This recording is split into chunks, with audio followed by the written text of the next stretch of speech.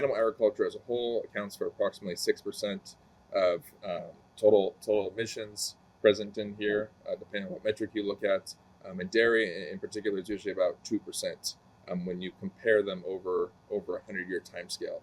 That doesn't mean that dairy doesn't need to reduce emissions, as all sectors and everyone out there is under pressure right now to look at reducing these emissions. Just a special thing about reducing methane is if we reduce methane today, we make an immediate impact in this next generation.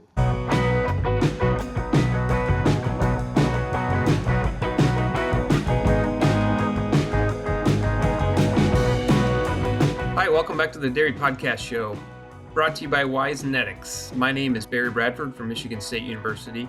Today, I'm very pleased to welcome to the show Conor McCabe from University of California at Davis. Conor, good to see you. Thanks for joining on the show today. No, happy to be here. Conor, we've known each other for a while, but I think it'd be interesting to kind of go over how you ended up deciding to study dairy cows for a PhD. What got you on this path in the first place? Yeah, so I'm originally from the West Coast, from Oregon, just south of the Portland area. My family has a small farm there. Growing up, we had pumpkins, Christmas trees, beef cattle, and my background that I got involved in livestock and why I wanted to pursue this, I did 4-H programs with pigs for 9 years. Yeah. My only connection to dairy before college was my mom was formerly a dairy princess growing up. My family had cows before, but then before I was born, sold them off at that point. I then went clear across the country, like science, like livestock growing up in high school through 4-H programs, of course. Went clear across the country to Cornell for undergrad. Cornell, of course, has a very strong dairy fellows program, dairy focus for production agriculture, and really liked learning about cows, farm management, and combining how do you actually make change and manage farms there in upstate New York. Continued on, got involved in research during my undergrad years there with a couple of labs with Dr. Tom Overton and Dr. 𝗟𝗃𝗍𝗃, and wanted to continue on down that pathway and working towards a master's degree, which I pursued at Purdue University, working with Dr. Jackie Borman, working on transition cow management and physiology for a couple of years there. And in the back of my mind, all along, I was interested in dairy sustainability and thinking about what role does sustainability have in there, what role are farms playing, and what are some opportunities for some real solutions, as I think that's been hyper-focused, of course, with everyone focusing in on methane nowadays. And knew about the program out here at UC Davis. I work with Dr. Frank Mitloehner now and today. And California, of course, has a whole bunch of cows. California also has a very progressive environmental policy. And it was an opportunity to really get closer to home and be able to come back to the West Coast and kind of this triad of many different things happening all in one place. So made for the right pathway for me here. I'm currently in my 4th year of my program, a couple more to go as we have a really exciting project we're starting in a couple months that will finish out my degree and hopefully look to finish up June 26th is kind of the target end date for me right now. Fantastic. Excellent. What day in June of 20? I'm just kidding. That's not even fair. We'll see. Right before the World Cup of 2026. That'll be my celebratory event, right?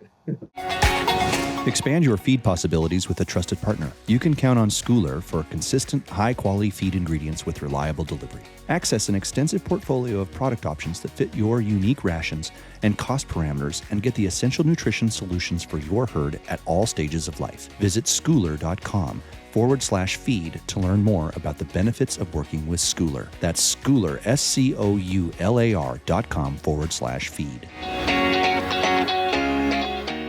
You know, Conor, you do a great job with science communication. You're pretty active on LinkedIn, which is kind of a hotbed for, sharing scientific insights and stuff in a palatable way, I'd say, today.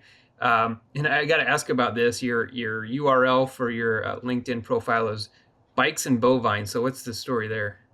The bikes and bovines. So here at UC Davis, of course, we are very focused in on the science, but also on the communications of that science. and how do we reach various audiences from fellow scientists to dairy industry stakeholders to members of the general public.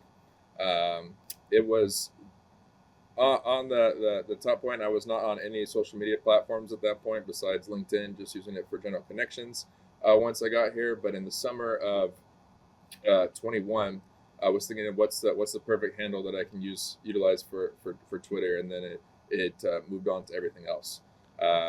𝗪𝗀 bovines being the thing that's most Davis, and the thing I think that's most describes kind of hobbies and passions of my own. Of course, bovines being cows, but the first part of that being bikes. Cycling is a big thing for me. I rode my bike to school today. I ride it pretty much every single day of the week, and do several miles around the Davis area. It's flat. We have good weather here in California, of course, most of the year, so it makes it pretty easy to be able to do that. But being here in Davis, where we are right now, I'm in the Animal Science Building.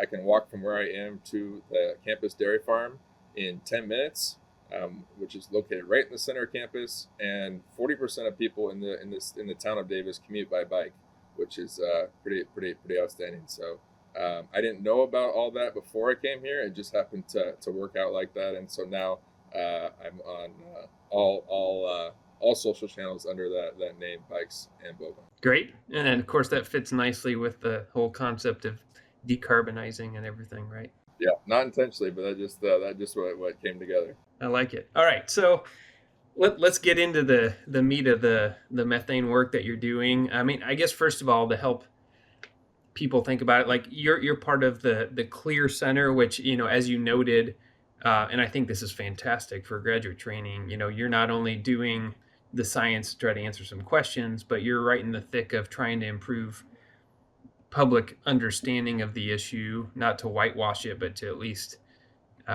you know, get it more in the range of reality than sort of bumper stickers that may be a little bit skewed. So I guess give us, you know, sort of what you would see as a typical headline that people would think about in terms of cows causing climate change, and then what you think sort of the real story is in terms of the accurate science that we know.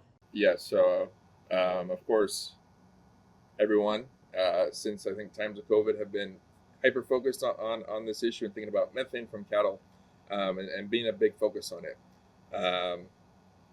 Of course, we focus in on methane emissions because methane is a much stronger trapper of heat, trapping warming towards the planet compared to other greenhouse gases such as carbon dioxide, which we predominantly think of, and why there's been such a big focus on it.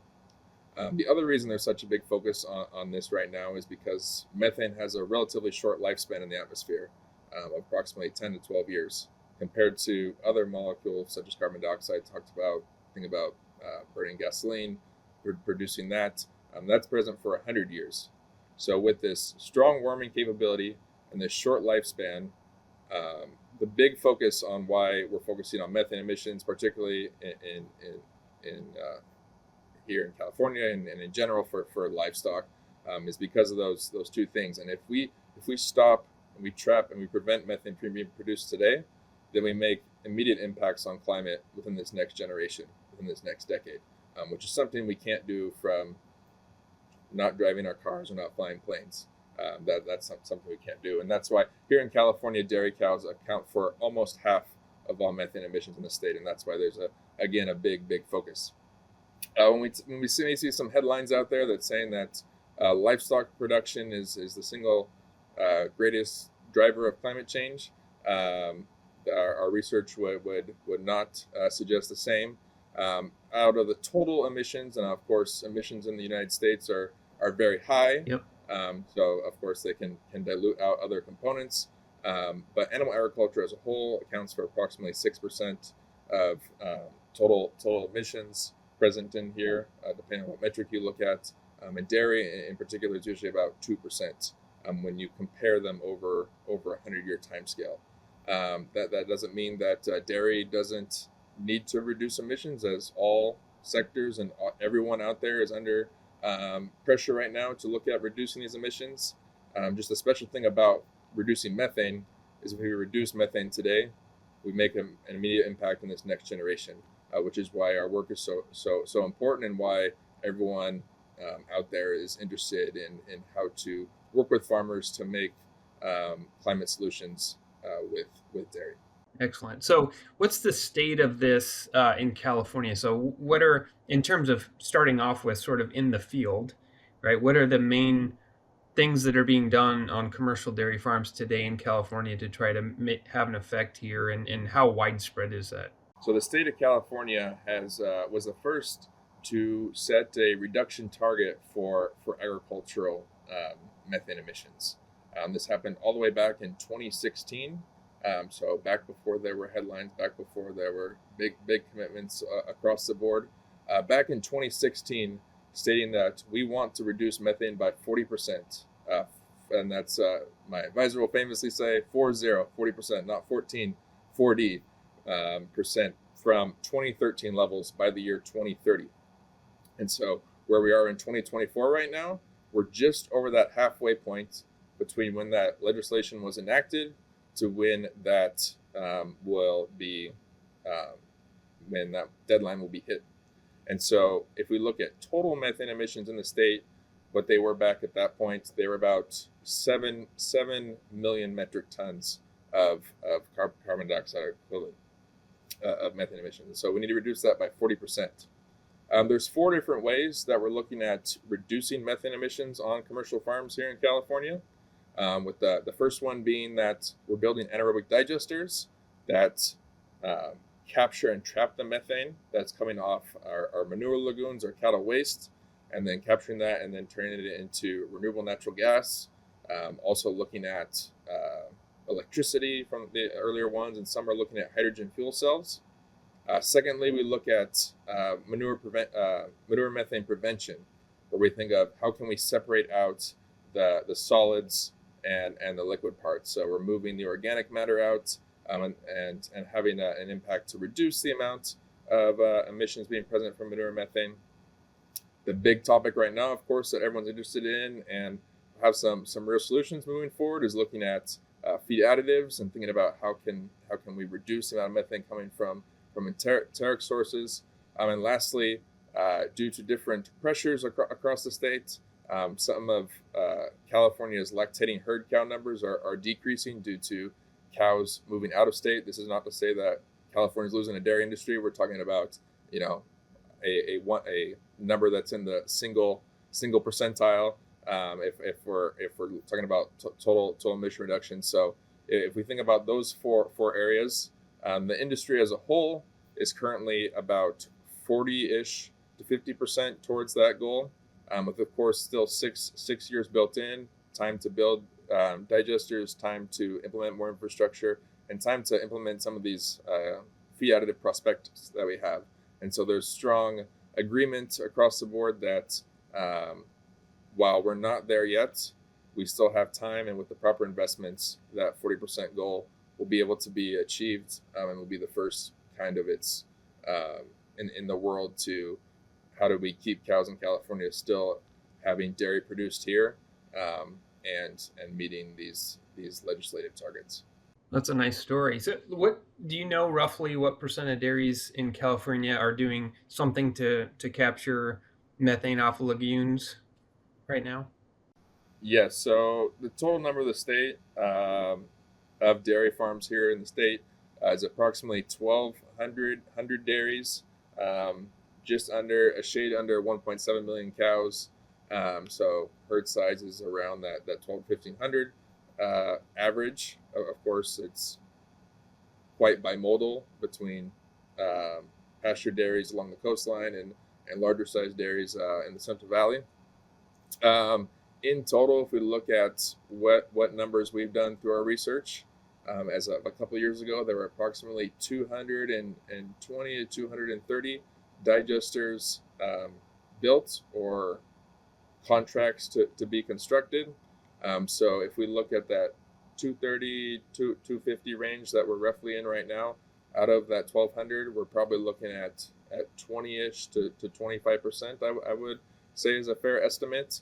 But we have to keep in mind that that some of these sites are multiple dairies feeding into one. So it's difficult to exactly point a number down. Of course, with trying to track all that, but that's what we would say approximately. With, of course, those dairies being skewed towards the larger size cows to make those digesters produce enough of gas as a revenue source. Very good. So it's becoming a meaningful fraction of the facilities there, where it's not an outlier anymore. It's sort of a normal subset of the farms. But I'd say, so that's kind of established technology. There's, of course, always improvements in how things are done in digesters, but that's a matter of sort of making the economics work and the logistics and that sort of thing. So you're working on sort of the next layer of mitigation, right? Where there's still sort of some very basic scientific questions to figure out. So talk us through the research that you're focusing on right now. Yeah, so my dissertation has been focusing on different feed additives that we can utilize and thinking about how can we reduce the amount of methane that cows belch out or burp out. If we think about how much methane is this per cow per day, we think of a lactating dairy cow as somewhere, we're talking about a peak lactating dairy cow here, is somewhere between 360 to 440 grams a day. So it's about 3/4 to a pound of methane a day, just to try to put a figure in there. But of course, methane is light, so it's several molecules making it up. Just in case anyone's wondering, for what that makes up. What we're focusing on now is how can we utilize feed additives. So small amounts of the diet, such as what I love to use the analogy of, think about everything that a cow eats every day, or you may eat in a meal. The feed additive is equivalent to the spices. We're talking about something that's in a handful of grams per day that will feed an animal to have this impact on emission reductions. So my research in the past is focused on, we've looked at essential oils, tannins, which some studies show reductions in emissions, some don't, but approximately 10% reduction at that point. And the last part of my dissertation coming up will be a full lactation 3-NOP study, which is an intriguing molecule that's coming to market right now with 𝗪𝗪 partnerships to look at how do we, if we feed that over a full lactation, how does it impact the full emissions from a dairy farm, and looking at how does it affect enteric emissions, manure management emissions, as well as animal health and performance over the long term, which is, of course, work that we really need to have done to understand before we feed these feed additives for years and decades, of course, as that's coming up. So it's going to be coming around here soon with achieving that molecule, achieve that Food and Drug Administration, FDA administration, in May of this year. So the first herds should be feeding that towards the end of this year. And we're going to be starting our research study. And it's going to be going on for about a year and a half-ish before we're going to have some really exciting data that's going to be beneficial for all stakeholders of the industry, and looking at how do we achieve long-term sustainable milk production here in California and across the U.S. So what is it about the 3-NOP that makes it worth doing like a whole year, a whole lactation study compared to some of the other compounds you've tested? Yes. So, of course, with any research site, locking down research equipment for a full year is it causes a lot of complexities. I'm sure, Barry, you're thinking about that too when you're designing your dairy there at Michigan State.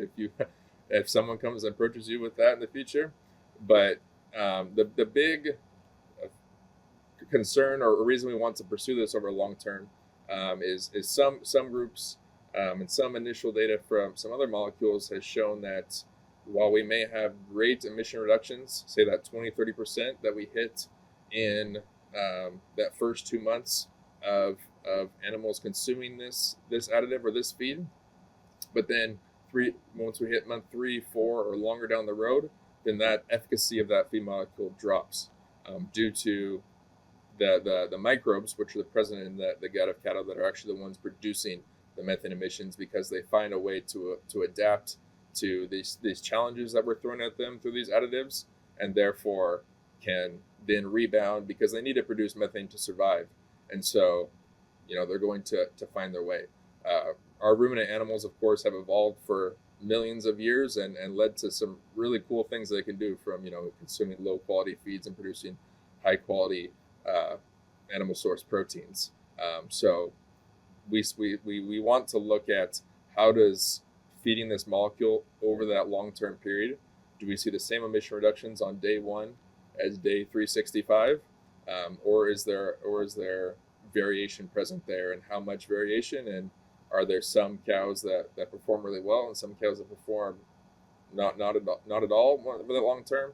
And that's why these long-term studies are so essential. And it's going to take a whole bunch of research and capacity and capital to make it happen. But that's the next frontier of this feed additive research. Gotcha. So thinking about technology like this, there's been a lot of information out there on making digesters work economically, obviously, and that's been somewhat dependent on government programs and such.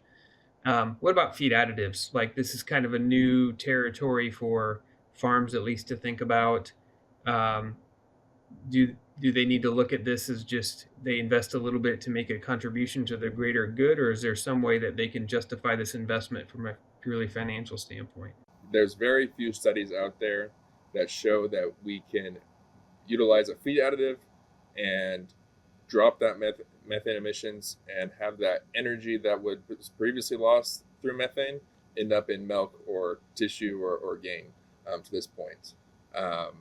And there are a couple out there that suggest that feeding these additives leads to greater volatile fatty acid VFA synthesis and leading to enhanced milk production. But of course, to do that, you need to do it over a long period of time. You need a large number of animals to see those differences there. So a lot of how these additives are making come to life and come together. A digester project is a one-time investment, and of course, it takes maintenance over long periods of time to see that through and make it profitable. But a feed additive, of course, has a cost associated with it every single day. And so how some of these feed additives are making possible is there's some initial government grants coming out through the state of California, the USDA, but of course those only have a lifespan of a few years to help with that initial adoption. The back end of it is thinking about how utilization of carbon credit opportunities and looking at how can an emission reduction based here be tied to the milk, and then that milk goes into a central pool, and then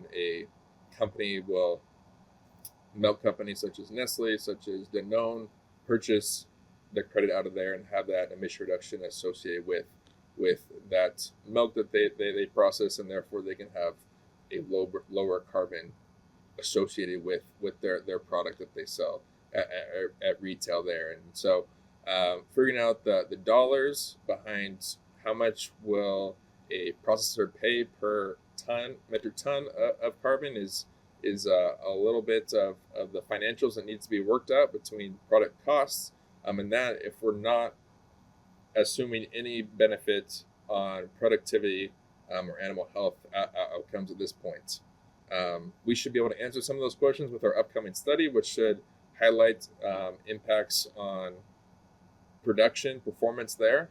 But to this point, it's a little bit limited to say if there's out there. And so for utilizing feed additives to this point, we are looking mainly at that outside carbon market to make that happen, which of course is a new concept we haven't seen in dairy to this point, but it's bringing things to light and thinking about how do we.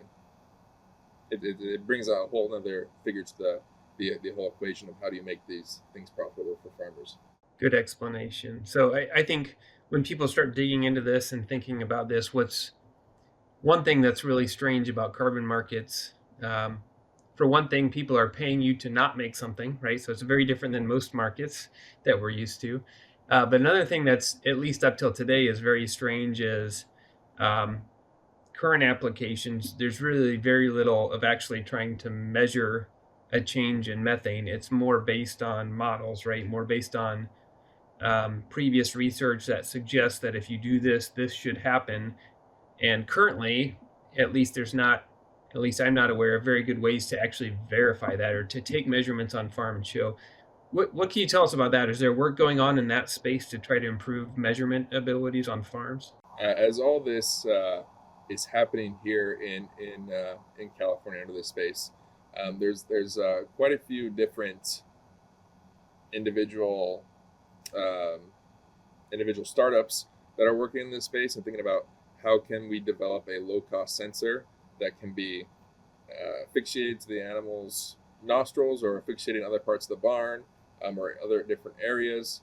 Because the thing is that you have to have it close to the nose, and it has to be repeatable, and it has to be efficacious to be able to show that over time.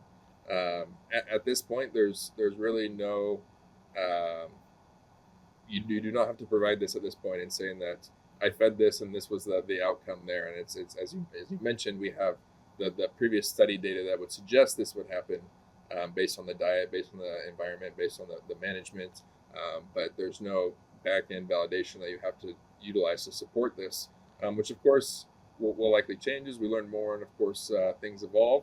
But currently at this point, it's of course a difficult challenge to be able to figure out how do you put a sensor on each animal, how do you ensure that they're consuming it, and what are the long-term implications of that there. So it'll be interesting to see how it evolves, but at this point there's no validation or verification required at this point. But so we'll see how things come together. Measuring gases in the real world is a difficult thing. Yeah.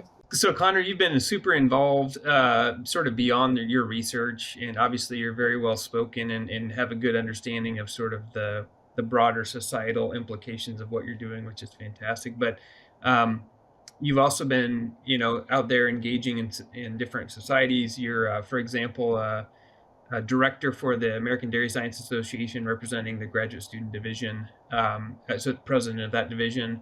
But I'm curious about one opportunity you had last fall, and I don't know a lot about this, but there was a sustainable livestock transformation meeting sponsored by the FAO, and you were a U.S. delegate to the Global Youth Dialogue about that. Just real quickly, give me some sense of where was that meeting? What was it like to be a part of that? Yeah, so it was a 3-day event held in Rome, Italy at FAO headquarters, where we focused on, there were 200 members of our dialogue. Ultimately 130 ended up being part of it, present there from every country imaginable there. We had representatives from all 6 continents who flew to Rome for those 3 days. And there was a main session where they talked about what does sustainable livestock production look like at every individual country level, and thinking about better life, better health, and there's a couple other pathways that I don't remember at this point. There was a session there that was attended by our Undersecretary 𝗵𝗷𝗀𝗀𝗀 from the United States, as well as many different ministers of agriculture from across the world. But the youth program, and so to be a youth in agriculture, you have to be under 35 for this, which I know like a lot of it does not sound like young people to anyone not in agriculture, but below 35 is yes, a young person in ag. And so our group was staked together and thinking of course, we're going to be the future. We had farmers, we had groups from indigenous tribes in Asia and African countries. We also had individuals working on policy platforms for the EU, individuals working as ranchers in South America, in Paraguay and Uruguay. And so it was about our conversation and our dialogue and thinking about how could we create a statement in terms of what would the youth perspective be for what a sustainable livestock transformation look like in the future. And so, of course, we in the United States have a lot more resources and have one of the most sustainable food systems already. Of course, we're not to where we are going down a pathway towards continuous improvement all along the way. But thinking about how can we talk about what do we see here in the U.S., what is working, what do the youth and what do the future of agriculture systems need to be for this transformation to happen. And so it was read at the very end by a member from every single continent, lots of ministers present in the room to hear this all about. And it's since changed into looking at, there's now a whole global youth network on sustainable livestock through FAO that anyone can join in looking at online, for anyone out there that's interested in looking at FAO to see global youth that dialogue, and seeing that there's a listserv there to look at opportunities and think about how you can be involved virtually or in person happening for sustainable livestock throughout the world. Sounds like a fantastic opportunity. Yeah. It was cool to be in one of those rooms, and FAO they have from the cafeterias at the top level, and you look out, and to your right is the Colosseum, and then straight ahead of you is St. Peter's Basilica, Vatican City, and I don't think there's a better view in Rome than that one there at FAO. Sounds rough. Yeah. Yes. It's time for our famous three. Is the calcium gap affecting your dairy herd? During the first 9 weeks of lactation, a cow may have a calcium deficit of 10 grams per day, which can affect immune response, milk yield, and carcass efficiency. High D from 𝗪𝗎 helps improve vitamin D status to help your cattle overcome the calcium gap, to strengthen immunity, deliver higher milk yield, and improve carcass efficiency. Learn more at dsm.com/hy-D.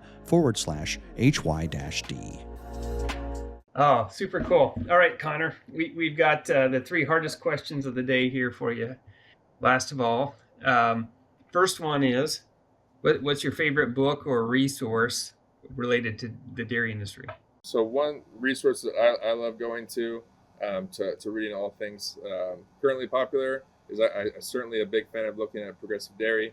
I think they have a lot of great stories in there, and looking at how can we keep in touch in terms of what's coming down the road, looking at producer level in terms of what are the challenges, what are their thoughts, what are they thinking, looking at different pricing indexes of thing, and thinking about how does what I'm doing today, how does that impact what farmers may be facing 5 years from now. So certainly a key one for me that I try to read on the monthly basis that comes through. All right. What about your favorite book or resource outside of ag? So of course I follow along with a lot of the carbon climate discussion talks. A piece that I really like to follow up on news wise, to know about what's happening out there. And of course, agriculture is again a small part of the whole climate picture, but I really like reading Reuters' Sustainable Switch. It has everything talking about environmental, social governance pieces, all the way from thinking about energy to thinking about agriculture, thinking about what is all happening there from a European and an international basis, to see kind of what's happening at every single stage. That's some things that don't even make the news here, and it's really exciting to see kind of what's happening here and what should we watch out for as thinking about those conversations around the world. All right, Reuters Sustainable Switch, good one. Okay, last question then. In your opinion, what sets successful dairy professionals apart from those who are less successful? I think looking out for those opportunities.